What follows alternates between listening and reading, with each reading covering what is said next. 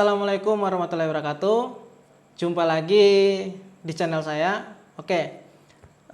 Setelah sekian lama saya tidak pernah membuat video lagi. Kali ini saya akan membuat video di mana pembahasan kali ini masih mengenai monitoring seperti video sebelumnya. Akan tetapi dalam video kali ini monitoring yang akan saya gunakan adalah monitoring menggunakan yang namanya aplikasi bawahan dari Mikrotik-nya itu sendiri. Jadi ada sebuah service yang dimiliki oleh Mikrotik bernama Graphing. Nah, di mana Graphing ini nantinya memiliki beberapa keunggulan dalam monitoring. Contohnya kalau kita menggunakan aplikasi ini, kita bisa memonitoring beberapa fitur yang ada di dalam Mikrotik itu sendiri. Contoh adalah traffic pada setiap interface. Kedua adalah traffic untuk simple key yang kita gunakan. Jadi di monitoring kali ini itu kita bisa memonitoring yang namanya manajemen bandwidth yang sudah kita buat pada Mikrotik. Nah, bagaimana cara untuk mengkonfigurasi dari graphing tersebut? Nah, kita bisa masuk ke router yang kita miliki dengan cara menggunakan Winbox. Jadi di sini saya akan masuk ke router yang berada di tempat tinggal saya. Di sini sudah ada beberapa yang namanya konfigurasi simple key. Contohnya di sini pada Winbox, kalau kita lihat di sini pada QoS-nya atau simple key-nya ini sudah berisi beberapa konfigurasi yang namanya manajemen bandwidth. Nah, selanjutnya bagaimana cara memonitoring manajemen bandwidth ini? Nah, untuk memonitoring manajemen bandwidth ini sendiri, itu kita bisa menggunakan service yang saya katakan tadi, yaitu Graphing. Nah, di mana kita akan mengaktifkan service tersebut melalui menu tools yang dimiliki oleh si Mikrotik-nya. Kemudian kita masuk ke bagian Graphing. Nah, jadi di sini di bagian menu Graphing ini terdapat beberapa menu tambahan. Contohnya di sini ada interface rule, kemudian QoS rule, kemudian resource rule, kemudian interface graph, kemudian QoS graph, kemudian resource graph. Nah, di sini nanti kita hanya menambahkan satu konfigurasi seperti ini. Nah, di sini kita menambahkan satu konfigurasi dengan cara menekan sebuah tombol tambah di sini.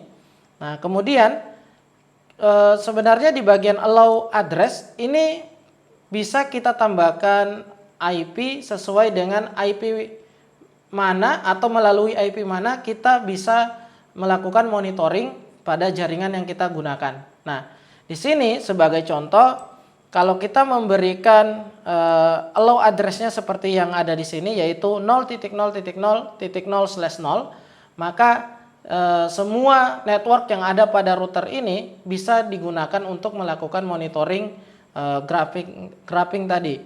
Nah, akan tetapi di sini sebagai contoh yang sudah saya tambahkan adalah seperti ini. Jadi hanya monitoring ini hanya berlaku melalui IP network yang IP yang menggunakan network 14.14.14.0/24. Nah, selebihnya kalau diakses menggunakan network yang lain, maka grafiknya tidak akan muncul.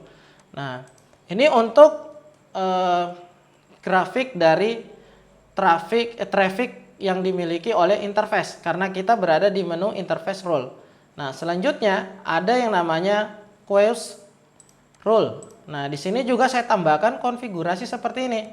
Nah, ini agar manajemen bandwidth-nya yang ada di simple key itu bisa kita perhatikan grafiknya. Nah, setelah itu kita tinggal oke. Nah, untuk mengeceknya seperti apa? Kita bisa masuk menggunakan Google Chrome atau menggunakan web browser apa saja yang ada pada komputer kita. Kemudian kita tuliskan IP dari si routernya. Contoh tadi hanya bisa diakses menggunakan network 14.14.14.0. Nah, di sini saya tuliskan IP yang berada di interface 14.14.0 tadi. Nah, yaitu 14.14.1. Karena ini adalah IP interface yang terhubung langsung ke komputer saya. Nah, kemudian kita tambahkan satu tambahan lagi di belakangnya dengan tulisan grabs. Nah, tulisannya grabs kayak gini. Terus tekan enter. Nanti secara otomatis akan muncul seperti tampilan di monitor ini. Contohnya di sini ada manajemen bandwidth, di sini QoS-nya ada 4. Sedangkan sisanya ini adalah interface. Ini terdapat beberapa interface yang ada di dalam router saya. Kita bisa melihatnya satu persatu. Jadi tidak bisa melihat secara keseluruhan seperti di monitoring sebelumnya. Nah, kalau di monitoring sebelumnya kita bisa menampilkan semua grafik dari setiap interface. Tapi kalau ini kita harus membuka satu persatu. Contoh, saya mau melihat traffic yang melewati header 1, maka saya akan buka header satunya. Nah, maka hasilnya seperti ini akan dimunculkan. Nah, sedangkan kalau saya mau masuk masuk ke interface yang lain, saya harus kembali dulu back. Kemudian saya masuk, contoh saya mengambil WLAN 1, maka grafiknya seperti ini.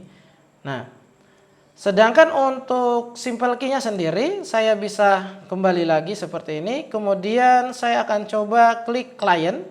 Nah, maka grafiknya seperti ini.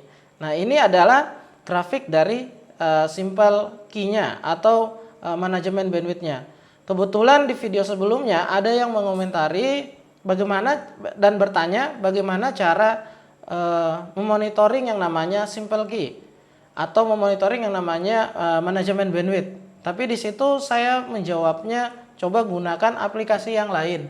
Kemungkinan menggunakan aplikasi yang lain itu bisa.